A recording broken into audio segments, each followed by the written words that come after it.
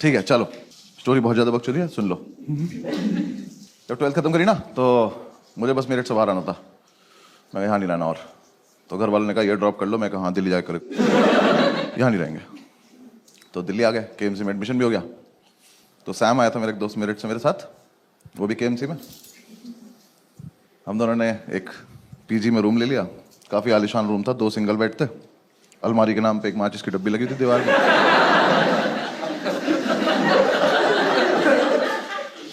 और जो आर्किटेक्ट था ना उसका,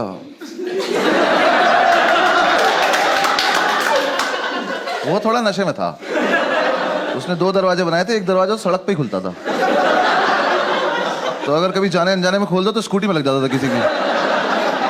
आदमी बढ़िया जा रहा, भाग जाया था गिर, किसी ने दरवाजा खोल दिया। तो हम उसे ज्यादातर बंद ही रखते थे क्योंकि हम भी नशे में रहते थे।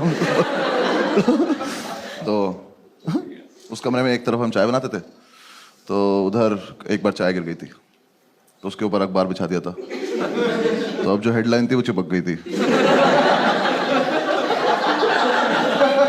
तो न्यूज़ के नाम पे हम रोज ये पढ़ते थे कि गाजियाबाद में सरेआम कत्ल हुआ है। और हम रोज वहां से निकलते कहते गाजियाबाद में बहुत कत्ल हो रहे हैं यार।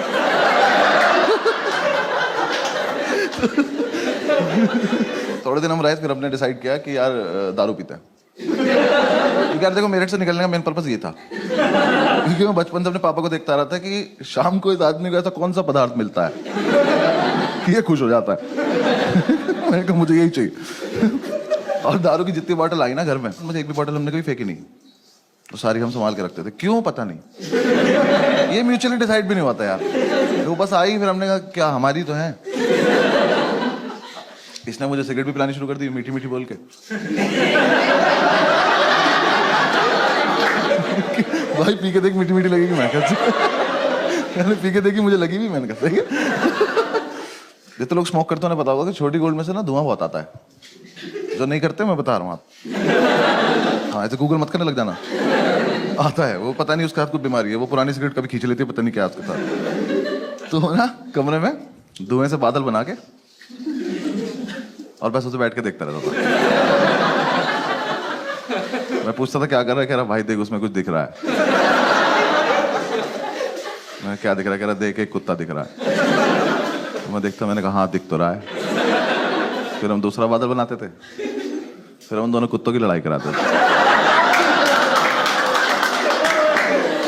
तो ठीक चल रहा था हमारा, फुल ऑन एंटरटेनमेंट चल रहा था। फिर एक दिन हमने ऐसे डिसाइड करा कि आओ थोड़ी बहुत सफाई वफाई कर लेते हैं। हम निकले घर से कि थोड़ा सामान वामान लेके आते हैं। बादल बना के, कमरा बंद करके, ताला लगा के हम लोग गए। पास की एक दुकान थी, वहाँ जाके हम भूल गए हम क्यों आए थे, सिगरेट पीने लगे।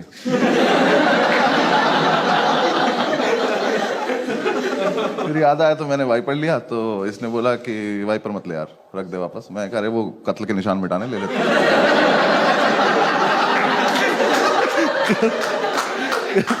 कह रहा कि नहीं कोई जरूरत नहीं है, मैं कर लूंगा अपने आप। मैं कहा अच्छा ठीक है। तो हमने बेसिकली हम कुछ लेने गए थे, बिना लिए थोड़ी देर में घूम घाम के वापस आ गए।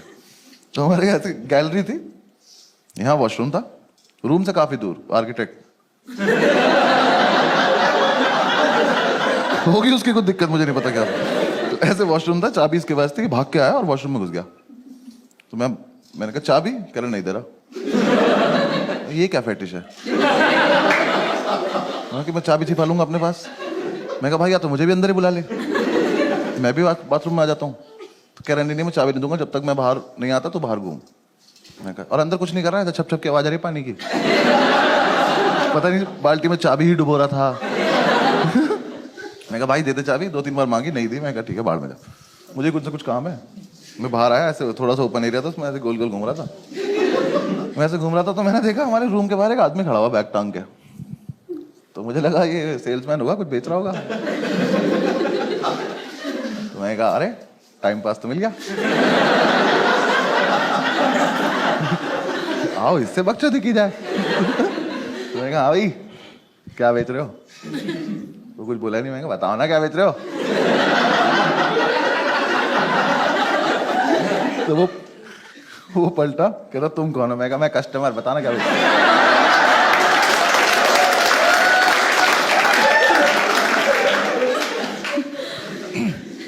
कह रहा मैं सैम का फादर हूं। ये तो कोई बेचने की चीज। तो मुझे समझ नहीं आया इस पर रिएक्ट कैसे करते, मैं बस पलटा में चल दिया। तो कह रहा कहाँ जा रहे हो? मैं कहा मैं कस्टमर ना, कुछ खरीदने जा रहा हूँ। कह रहा सही से बताओ तुम करते क्या हो? मैंने कहा अंकल मैं ना पीछे डांस सिखाता हूँ वहां पे ना। कुछ समझ ही नहीं आया। मैं रियाज ही कर रहा था, आप आ गए एकदम से ना। तो थोड़ी दूर में भागा। कह रहे एक सेकंड तुम अनुभव हो ना? आप थोड़ी बात सीरियस होती जा रही है। मैं कहा नहीं। कह रहा मुझे सैम ने बताया तुम्हारे बारे में, और मैं ही सोच रहा हूँ अपने लड़के से स्केच बनवाता है क्या? उस टाइम फोटो तो होते नहीं थे। तो ये क्या दोस्त से हाँ बनाओ, शक्ल बनाओ। तो यार देखो मैं भाग सकता था वहां से, लेकिन फिर मुझे एकदम से लगा कि आज क्या होने वाला है। ये आदमी अभी वॉशरूम से आएगा, ये अपना बाप देखेगा, फिर हम तीनों मिलके कमरा देखेंगे, और ये संसार तमाशा देखेगा। मैं इस मोमेंट को मिस तो नहीं करना चाहता। तो मैं कहा बता देते हैं हम कौन है, क्योंकि देखो मुझे क्या डर था, ये आदमी क्या कर लेगा, वैसे तो है नहीं मुझे पीट देगा, ज्यादा से ज्यादा क्या मेरे घर पे फोन करोगे, कर लो। जो अभी टाइम हो रहा है मेरे पापा पक्का फोन उठा के बोलेंगे चीयर्स भाई साहब।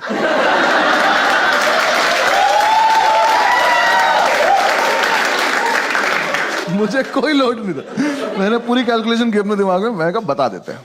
मैंने कहा हाँ अंकल मैं अनुभवी हूँ, मैं तो ऐसे ही मतलब थोड़ा मजाक कर रहा था आपसे।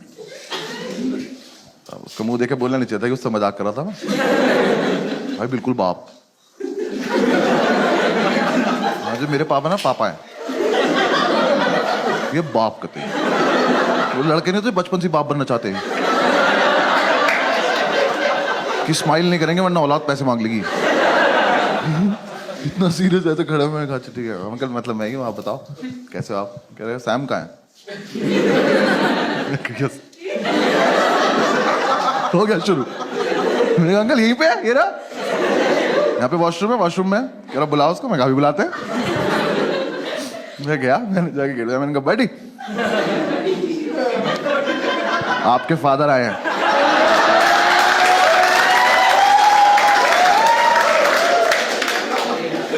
ये चमन चूतिया अंदर से बोला नहीं मिलेगी चाबी।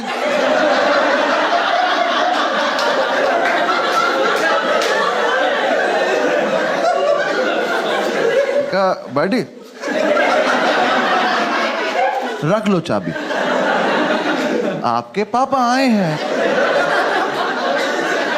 तो अंदर से कह रहा मेरे डैड जी क्यों आएंगे? वो तो यही आदमी बता पाएगा। मैंने कहा भाई यहाँ एक शख्स है जो क्लेम कर रहा है कि वो आपके पापा है, तो अब ये कंफर्म करने के लिए आप ही को आना पड़ेगा, क्योंकि मेरे पास कोई टेक्नोलॉजी नहीं है। इसको समझ ही नहीं आ रही है बात। इसको लग रहा है मैं चाबी लेने के लिए अलग अलग बहाने बना रहा हूँ। तो अपनी जोन में खुश है। और ये कॉमर्स का था ना, तो ये नया नया कूल बना था दिल्लिया।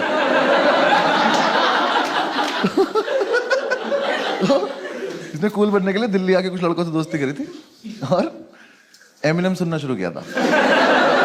पर इसके लिए नहीं था वो, मेरठ का लड़का एमिनेम, समझ रहे हो तुम? वहां के लड़के अभी भी मेमोरी कार्ड को चिप बोल रहे हैं यार।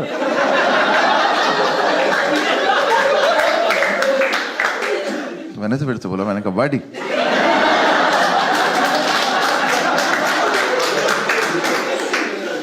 प्लीज मान जाओ, आपके पापा आए हैं। अंदर से कह रहा है buddy love the way you लाई।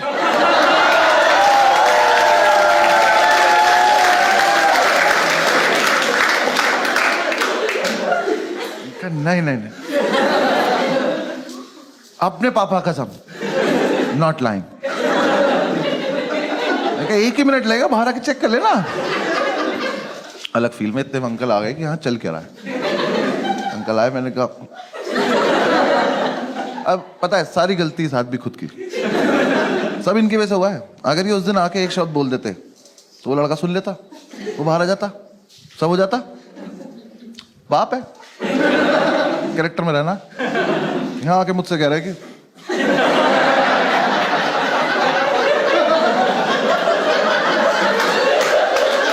मैं बहन मम्मी मुझसे क्यों बोल रहा हूँ? ये तो रहा लड़का अंदर तुम्हारा। हाँ, बोल दो ना। नहीं कुछ, खड़ा है शांति से। मैंने कहा आ गए।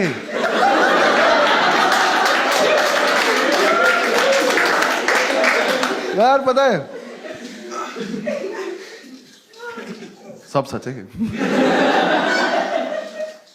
एकदम से इसका मेरिट ऊपर आया, एमिनेम नीचे चला गया और इसका पेशेंस लेवल खत्म हो गया। इसे लगा कि अब तो ये बहुत देर से बकचोदी कर रहा है, तो अब मुझे इसे जवाब देने का टाइम आ चुका है। इसने अंदर से इतनी बुरी बुरी गालियां देनी शुरू करी, इतनी बुरी बुरी की स्टेज पे तो मैं दे भी नहीं सकता। ऐसे गालियों का लूप चला और मैं सोच रहा हूँ ये वाली तो बहुत एस्केलेट कर दिया यार तूने। और ऐसे चला चला चला चला चला और एकदम से एक लाइन आई, और तुझे पता है मेरा बाप कितना बड़ा चूतिया है।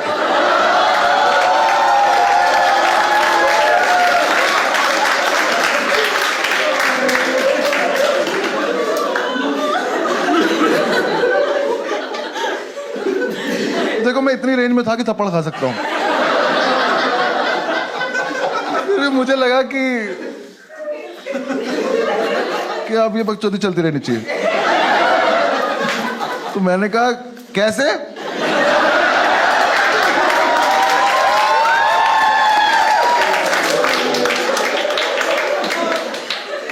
तो कह रहा पता नहीं क्यों आता है दिल्ली, और जब भी आता है एक आलू भुजिया का पैकेट और 4 लड्डू लेके आ जाता है। फिर मेट्रो स्टेशन से फोन करता है, मुझे मेट्रो स्टेशन जाना पड़ता है। कह रहा ये नहीं कभी मैं दारू ले आया।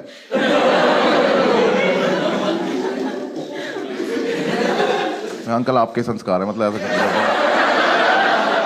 ये चल रहा है अभी भी। अब ये किसी और चीज को गाली दे रहा है जो हमें नहीं दिख रही है, अंदर ही कुछ है जिसे ही गाली दे रहा है। मैं कहा अंकल चले यहां से, आज का तो हो गया होगा, चले। सारी सुन के जाओगे क्या? इतनी दूर गए होंगे, वॉशरूम के गेट में ऊपर जगह थी, इसने ऊपर से चाबी फेंक दी। कह रहा ले तू भी क्या याद रखेगा? मैं याद रखूंगा? बड़ी एक बार बाहर तो आओ, तुम क्या क्या याद रखोगे? और लेकिन मुझे एक डाउट हुआ कि यार जितनी गाली अंकल ने खाई, ये आदमी अब ये नहीं देखेगा औलाद किसकी है, अब ये मानना चालू करेगा जो आएगा। तो मैं ऐसे महीने अब अंदर नहीं ले जाना चाहता था, क्योंकि मेरे हिसाब से तो सबसे बड़ा जो पिटाई का इवेंट था वो तो रूम ही था ना हमारा। ये तो उससे पहले ही इतना कुछ हो गया, तो मुझे लगा इसे आ जाने देते तभी रूम दिखाएंगे, मैं नहीं जा रहा। अंकल कह रहे चाबी उठाओ। मैंने चाबी उठाई खड़ा हो गया। कह रहा चलो, मैंने कहा हाँ चलने चलो। गेट के सामने जाके मैं खड़ा हूँ। कह रहे खोलो, मैं भूल गया कैसे खोलते थे। यार वो ताला भी ना 20-25 बार में खुलता था, मैंने उस दिन चाबी लगाई, कट से खुल गया वो।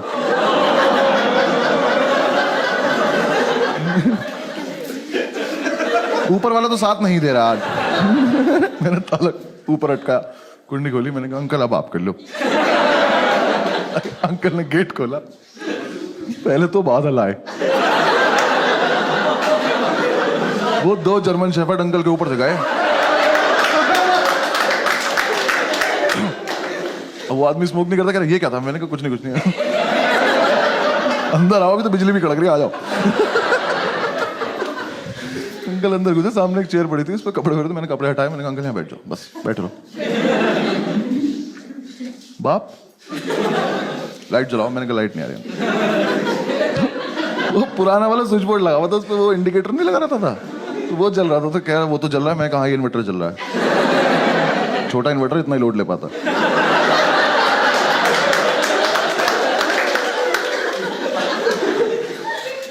उठे, लाइट जला दिया। मैं कहा इसमें आप अपने आप किया, आपने जो किया। अब देख लो। कमरा देखा, मैंने लाइव हार्ट अटैक आते देखा। उनका हाथ ऐसे दिल पे गया, मैं कहा ये मरेगा मेरे नाम लेगा। मैंने कहा मना करा था ना मैं। बैठ जाओ। तो उन्होंने सारी बोतल देखी। तो पहले तो नहीं ये समझ में नहीं आया कि शराब पीते हैं कबाड़ी काम करते हैं।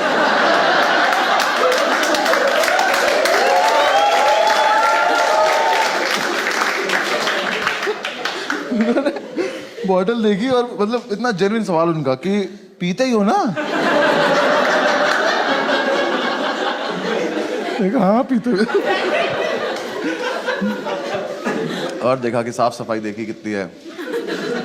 उठ के कमरे में घूमे, मैं उधर मत जाओ कत्लो रखा वहां पे। उन्होंने देखा हमारा चाय वाय का एरिया, कह रहे अच्छा अच्छा ठीक। एक तो बाप लोगों को ना, बच्चा उनका आर्टिस्ट है उसकी कदर नहीं होती, आर्ट की कदर नहीं होती उन्हें। इतना सुंदर पिरामिड बनाया था हमने सिगरेट की डब्बियों से, तोड़ दिया। हम पंखा नहीं चलाते थे कि गिर जाएगा, आगे तोड़ दिया वो डिब्बियां देखना सारी, उसमें से एक डब्बी उठाई, उसमें से आवाज आई, खोली तो उसमें बीड़ी थी। तो कह रहे तुम सिगरेट भी नहीं पीते?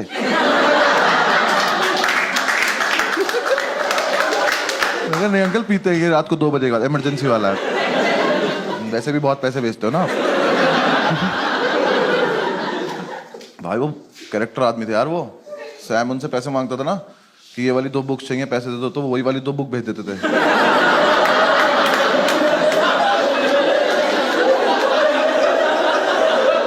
फिर हम दोनों पूरे मार्केट में बुक ले घूम रहे थे, कोई ले लो यार, तो हमारे तो एक कोर्स की भी नहीं है।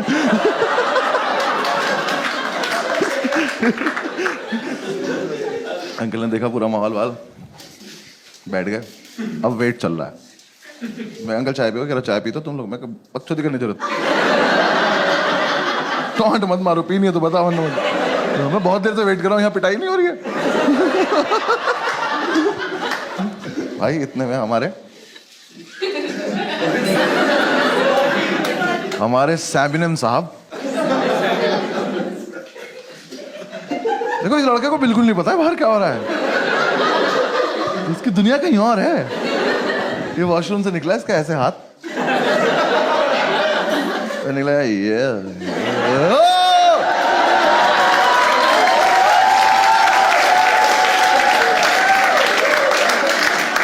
वापस बाथरूम में गया, बंद कर लिया और वहीं से चला रहा, पापा माफ कर दो, कभी नहीं करो पापा।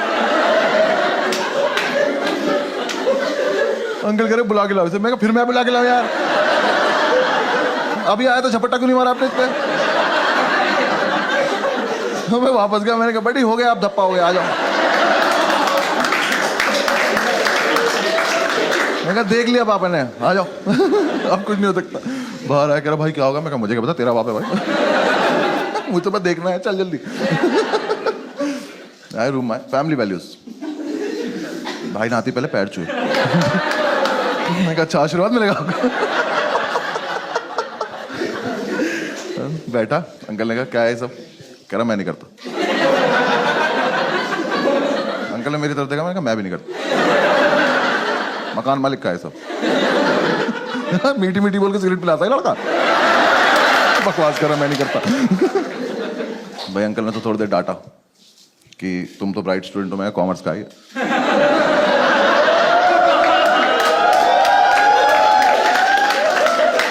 कह रहे बेटा ये सब करने की क्या जरूरत है, फलान ठिकाना। वो डांटे। मैं कहा अब मारेंगे कुछ नहीं। उठे, खुद बाथरूम गए, तुरंत वापस भी आ गए। मैं कहा इनका क्या चल रहा है इनकी फैमिली में? इन लोगों को सीधा सीधा टारगेट दिख क्यों नहीं रहा अपना? सामने मारो पैंच की तरह। फिर वो आप बताए, फिर उससे बातें कर रहे हैं कि तुमने मतलब क्यों किया होगा ये, बेटा गलत चीजें हैं। और मेरी तरफ देख के कह रहे हैं लड़कों के साथ रहना छोड़ दो। मैं कहा छोड़ देना, अभी मुझे वो दिखा दो जो देखने के लिए बैठा हूँ। कुछ नहीं, मैं ऐसे घूम रहा, मैंने अंकल का बैग देखा तो उसमें 1 आलू भुजिया रखी, 4 लड्डू रखे। मैंने आज तो नहीं निकालेंगे, आज तो इसे वापस ले जाएंगे। आज तो बात कर रहे हैं उससे, करते करते उन्होंने आलू भुजिया निकाल दी। मैं कह अरे यार कहते ही शर्म नहीं आ रही, अभी गाली खाई है। आलू मुझे रख दी, 4 लड्डू रख दिए। कह रहे बेटा सुनो, ये सब बिल्कुल बंद कर दो और वीकेंड पे मेरे उठाओ, तुमसे बात करता हूँ। बैग उठाया और चल दिए। ये क्या टाइम वेस्ट हुआ है मेरा? ये तो मतलब इतने कैरेक्टर में थे क्यों आप? अगर आपको इतना ही इजी काम नहीं आता तो भाई वो चले गए। मैं कहा ये क्या हुआ है यार, तेरे पापा तुझे मारते नहीं है? कह रहा भाई मेरे पापा तो मुझे वाइपर से मारते हैं।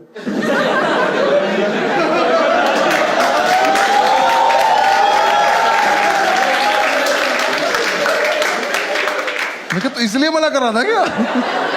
कह रहा भाई बचपन से सिर्फ वाइपर से ही मारते हैं। ये अजीब फेटिश नहीं तुम्हारी बहन? बाथरूम से बहुत ज्यादा लगाव नहीं तुम लोगों को? मेरे और किस चीज से नहीं? कह रहा नहीं भाई उससे ही मारते हैं। मैं कहा तो अब क्या होगा? कह रहा कुछ नहीं, वीकेंड पे मेरठ जाऊंगा और पापा नया वाइपर लाएंगे, बस फिर उसके बाद आके दिखाऊंगा।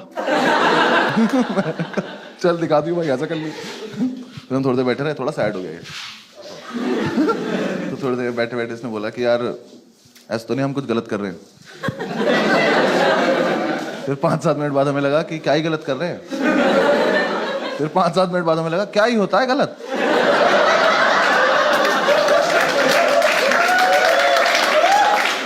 किसी के लिए गलत, किसी के लिए सही होता है।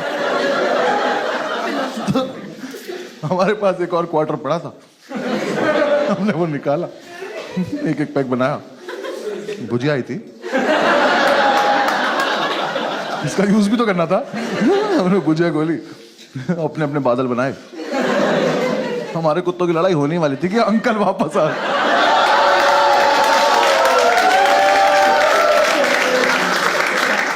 भाई वो दुकान से वाइपर लेने गया था, उन्हें स्वीटी नाम के वाइपर से जो सूता है ना उसको तो घुमा घुमा। अंकल देखे मेरे, uncle love the way you lie.